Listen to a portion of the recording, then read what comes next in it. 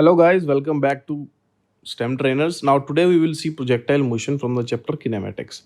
So now first thing is before solving questions of projectile motions, there are some things that you must know because we are going to use that in projectile motion questions. So first thing is you must know how to use the Suvet equations properly. So as we have already discussed, the first three equations are the most important ones, and the rest two, I mean, it's your wish. If you want to remember them, it's fine.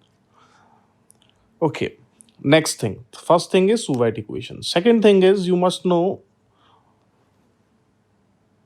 how do we solve projectile motion questions. So first is I have taken a particle. So basically, whenever they will give you a ball or an object, we will consider it as a particle. And second thing is throughout the motion, you will neglect the air resistance. So these are the two assumptions that you have to make. And of course, there are some other things, but these are the main two assumptions that you have to make. Okay. So now let's say you have projected a particle from A with the initial velocity u at an angle theta. So now in the Suvet equations, what you have done is you have done motion in one direction. So either the motion will be completely in horizontal direction or the motion is completely in vertical direction. But now what will happen is you will have two motions simultaneously happening. That is horizontal motion also happening to the particle and vertical motion also. So first thing that you need to know is what we will do is we will solve both the horizontal motion and vertical motion simultaneously. Okay. So first thing is the projected velocity is u. Then what happens is if you take the component of u along the horizontal, you will get u cos theta. And if you take the vertical component of this initial velocity u, it will be u sin theta. So that is good to know. You must know in every question, if theta is with horizontal, then it will be u cos theta, u sin theta. That's first thing. Now, next thing. When a particle follows a parabolic path, so this trajectory, you can say this will be parabolic. So we all have studied quadratic equations in which we have seen parabolas, and we can prove this also. We will be doing this in some of the questions that we will be proving that the trajectory is a parabola. Okay, so for now let's assume it's a parabola. So it will be like a parabola. So you will have a highest point. Let's call that point as point C. So at highest point, what will happen is, now this is very important. Just remember, at highest point, there will be no velocity in y direction. Okay, so there will be no velocity in y direction. That is why it is the highest point. Okay, so that is good to know. At C, velocity in y direction will be 0. At C means the highest point of trajectory. Okay, so that is good to know.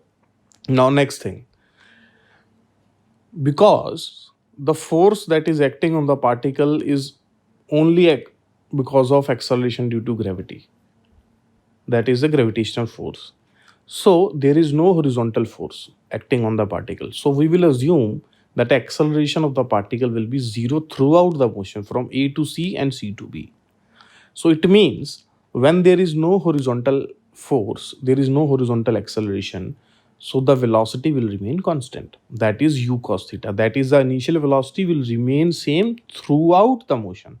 At any point on this trajectory path, you take the x velocity. Velocity in x direction will be u cos theta. So that is good to know. Velocity in x is u cos theta, and which will be always a constant. That is acceleration in x direction will be 0.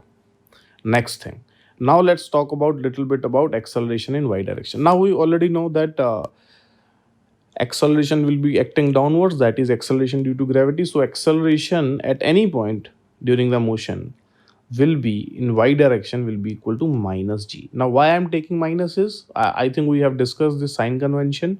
So I'm assuming whenever whatever velocity or acceleration is in the upward direction, I am taking that as positive. If it's in downward direction, I am taking that as negative. And same for the displacement. So these are the things which will be there in every projectile motion question. At highest point, velocity is 0 in y direction.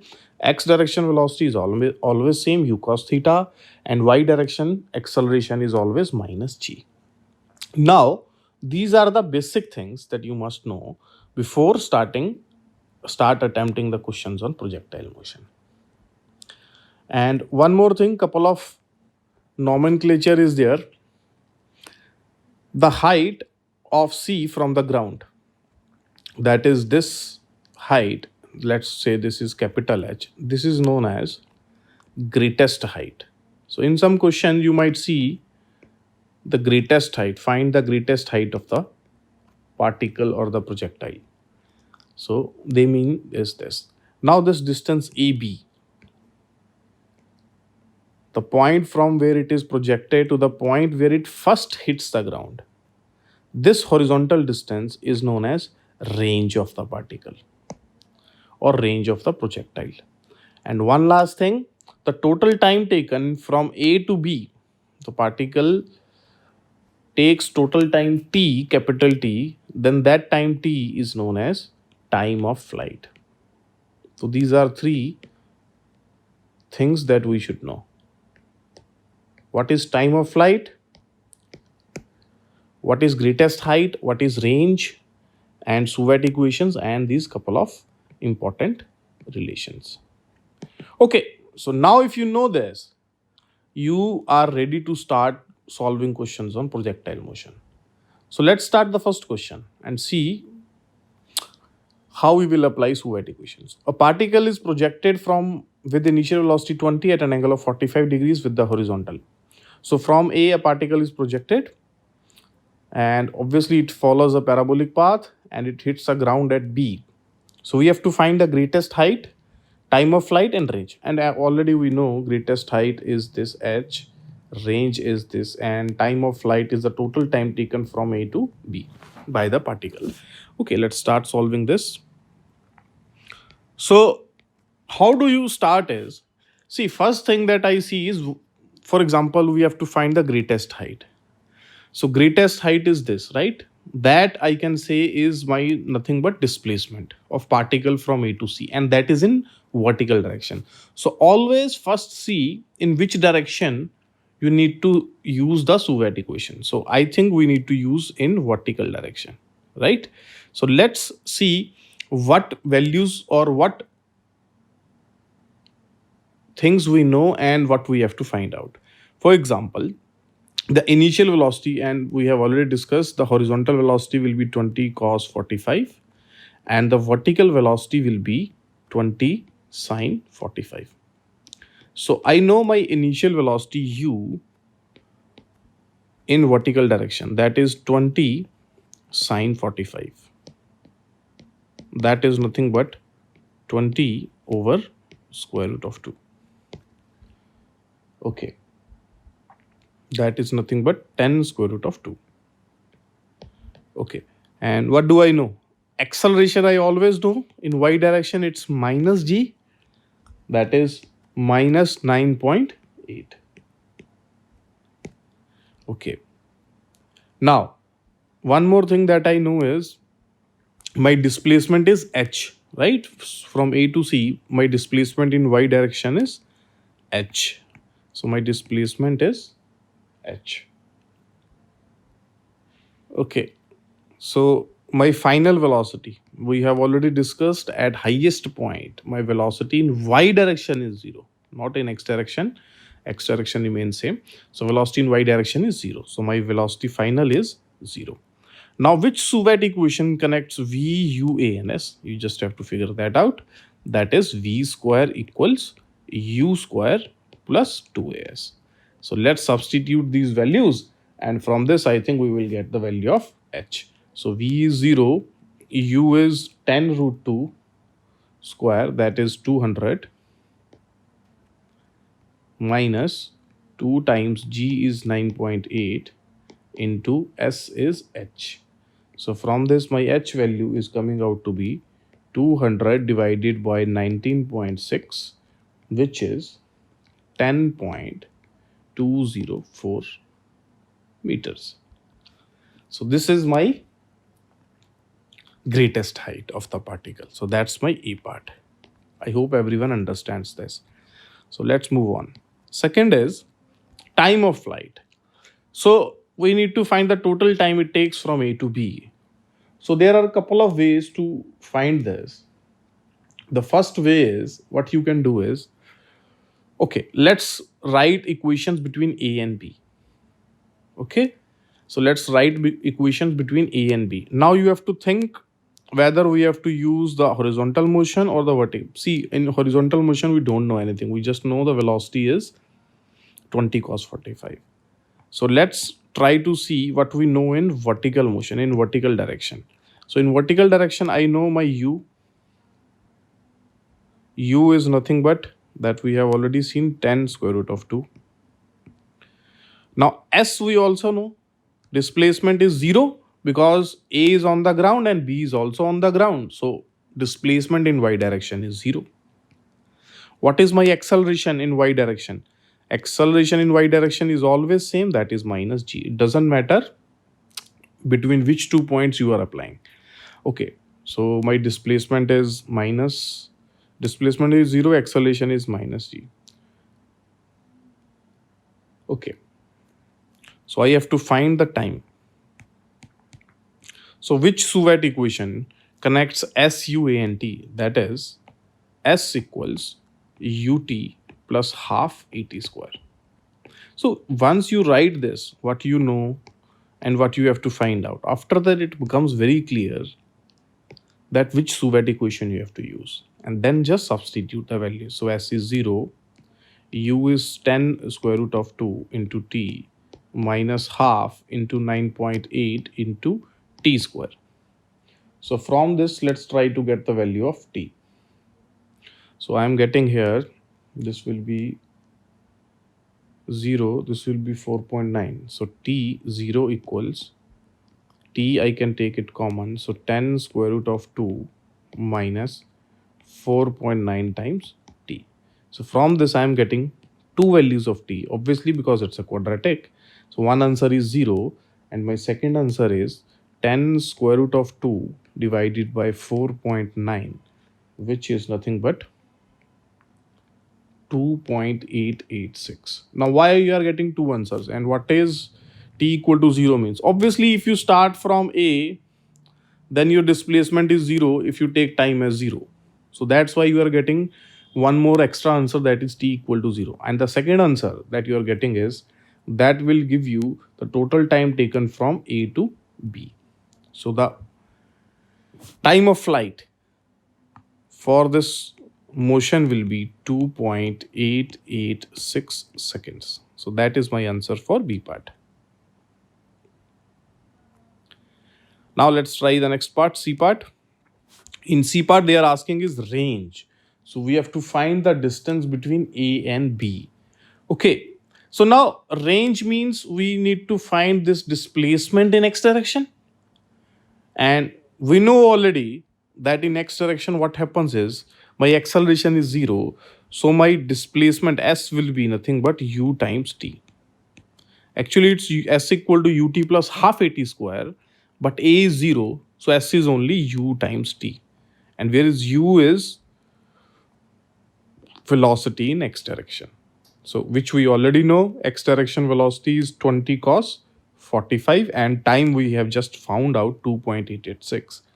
So my answer is 10 square root of 2 times 2.886. So this is my range. So my R range is coming out to be approximately 40.86 meters.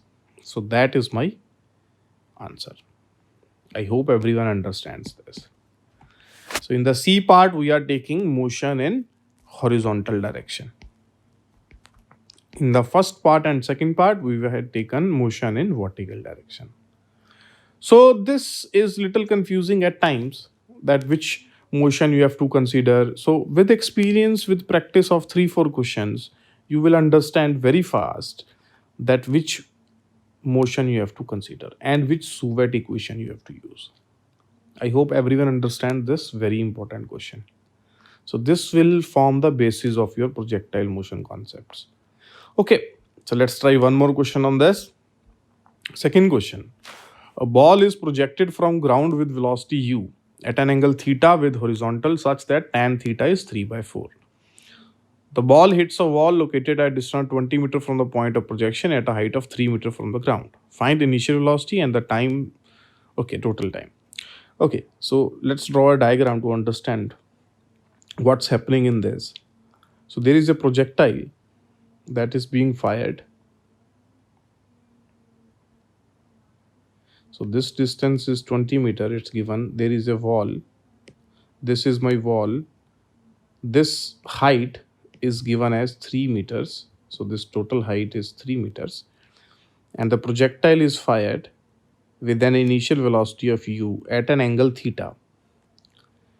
Okay, that's it. This is all the information that is given. Okay, so now they are asking for find the initial velocity u at the total time taken. Okay, so now we know this is going to be a parabola, but what happens is in between a wall comes and the particle hits the wall.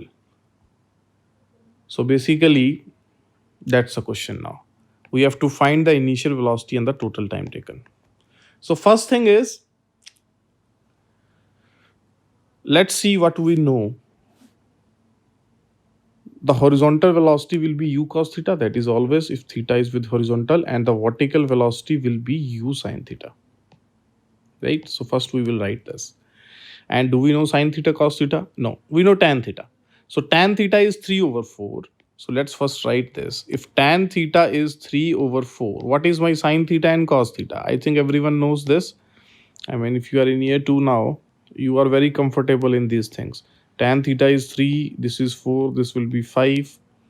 And okay, so my sin theta will be 3 over 5 and my cos theta will be 4 over 5. Okay, so we know sin theta, cos theta. Basically, okay. Now the next thing that we need to know. So now the question that comes to our mind is, okay, now which direction I should apply, horizontal or vertical? So let's see both, right? Because let's say this point is A, the point where it hits the ball is B. So basically I am applying equation, Suvet equation between A and B, right? So let's see, because we know the x displacement also, we know the y displacement also. X displacement is 20, y displacement is 3. So let's see which equation we have to use or which motion we have to use. So once you write it, you will understand. So let's first write this. So what do I know is horizontal. Let's first write horizontal because it's always very easy to write horizontal motion. In horizontal motion, what's happening is u cos theta.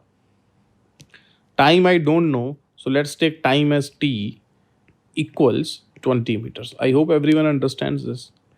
Because in horizontal direction, there is no acceleration. S is always equal to ut.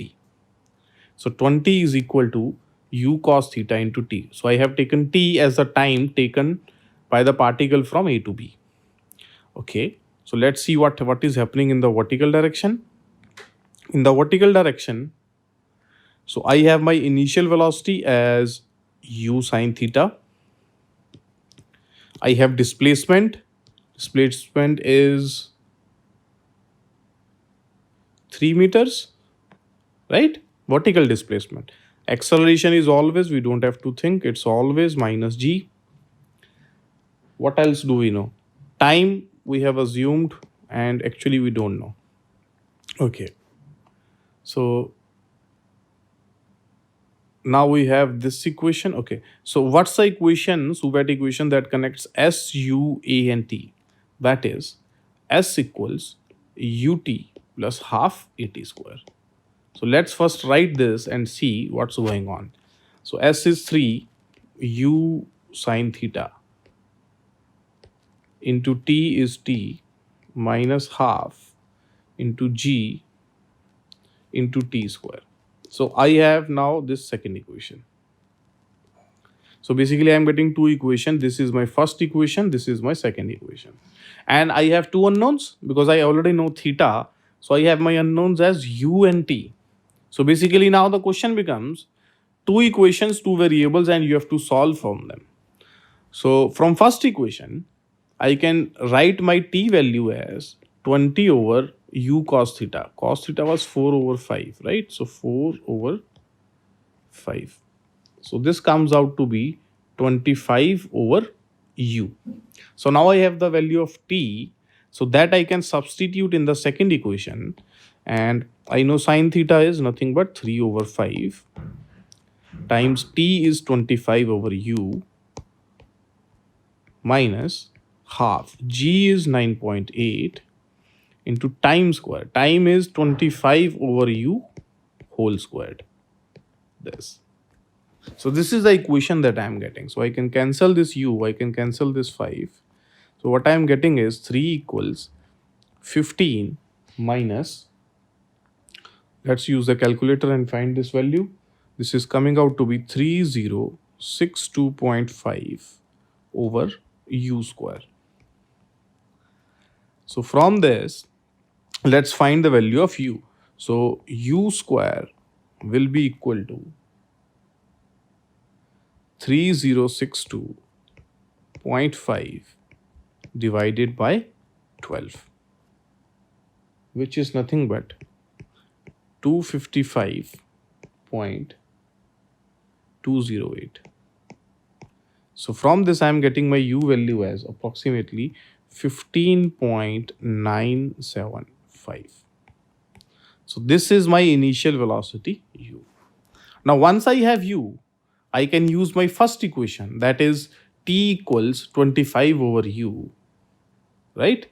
So from this I can use t equals 25 over u to get the time of flight also. So this will be 25 divided by 15.975, which is approximately coming out to be 1.56. Okay, so this is my answer for time. This is my answer for initial velocity u. So I hope everyone understands this. So this is how they can give you some questions. I mean, they will not give you the whole motion, whole projectile motion. They will stop you in between and they will give you some information and then they will ask you some questions. So this is the best example of that. Okay, let's try one more question.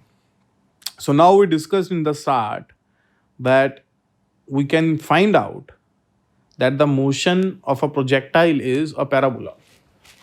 So now we are going to prove that in this question. Okay, let's see the question first. The question is, a golf ball is hit at an angle of 60 degree to horizontal from the point O on level ground with speed 20 meter per second. At time t seconds, the horizontal vertical components of its displacement are x and y respectively. Show that the equation of trajectory is this. So what do you mean by equation of trajectory is basically what path that projectile is taking. What's the equation of that? So we need, so that is known as equation of trajectory. So let's make a simple diagram to first understand what's going on.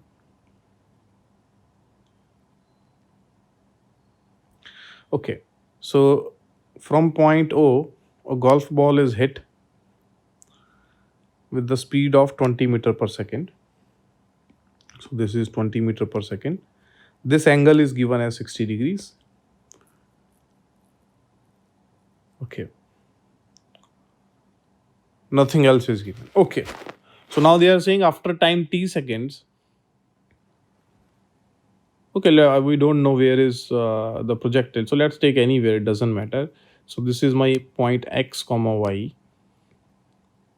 So obviously this height will be y and this horizontal distance will be x.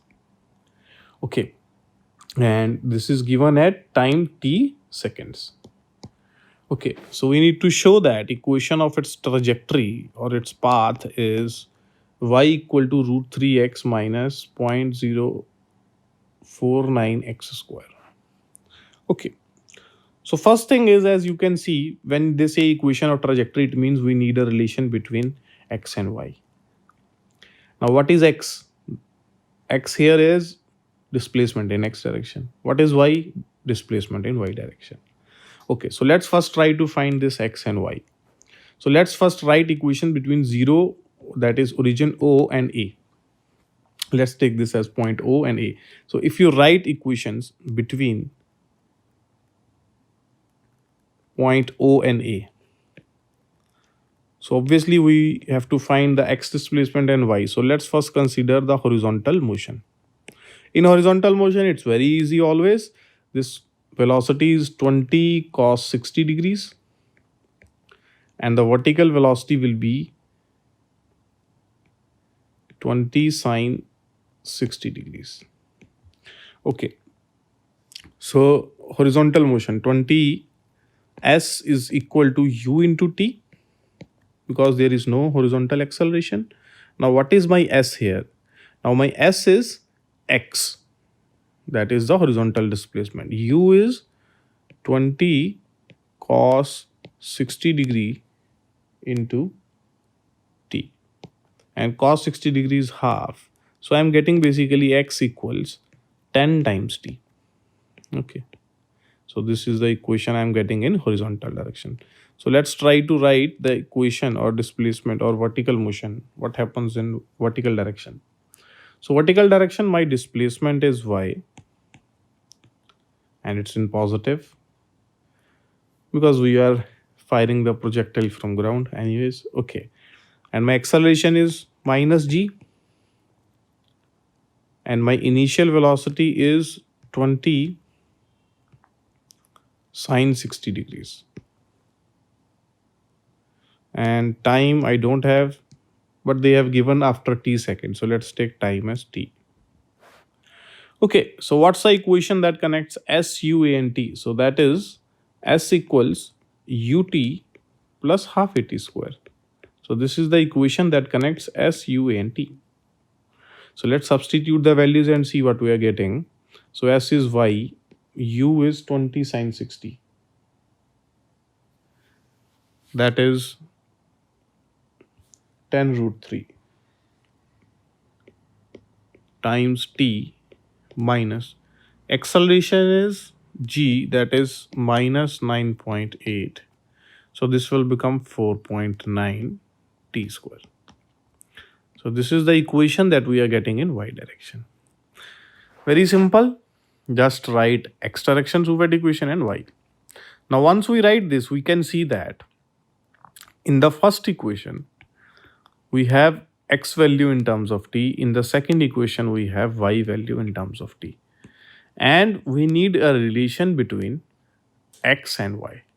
So what we will do is, from the first equation, I can say my time is nothing but equals to 10 over x. And then I will substitute this in the second equation. So let's substitute and see what's happening. So y is equal to 10 root 3 times 10 over x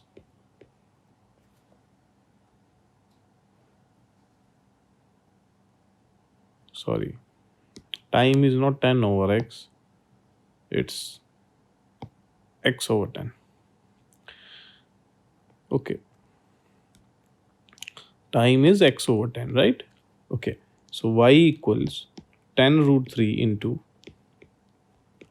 x over 10 minus 4.9 into time is x over 10 whole square.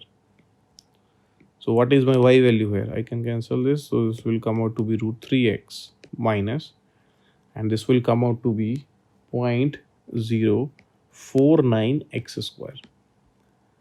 So this is the relation that I am getting between y and x. And as you can see, this is what we need to prove, that equation of trajectory is this. That's first thing. Second thing, you can see we are getting basically a quadratic in x. And we know when you get a quadratic in x, the graph will be a parabola. So that's why we say the trajectory or the path of the projectile is a parabola. I hope everyone understands this. Okay. Let's see what they are asking in B part. In B part, a bird is hovering at position 20, 16 with respect to O. Okay. Find whether the golf ball passes above, below, or hits it. Okay. So now there is a bird at position 20, 16. So we don't know actually whether 20, 16 is below this, on this path, or above it. So we actually have to find it. Okay. So now comes the use of this trajectory equation. So let me tell you this. Now understand very carefully. This trajectory equation gives you relation between x displacement and y displacement at any time. Right, as you can see the relation y equals root 3x minus 0.049 x square. So what I will do is, let's say I need to find where my golf ball is when x is 20. So what I will do is, I just have to substitute x as 20 in the trajectory equation. So from this I will directly know what is my y value. So that's the use of this trajectory equation. So let's see, root 3 is 1.732 times 20 minus 0.049 into 20 square. So let's see what this value comes out to be. So this value is coming out to be 15.04 meters. So it means when x is 20, my golf ball is at a height of 15.04 meter, which is less than the position of bird. So we can say the golf ball is below it, is below the bird when it passes through it. So my answer is below the bird. So that is my answer. I hope everyone understands the use of equation of trajectory. Okay. So that's all for this. So now in the next video, we will be doing what happens or how to solve questions when projectile is projected from a height. So as you can see in all the questions, the projectile was projected from ground. So there are questions when it is projected from a height. So in the next video, we will see that. Thanks for watching.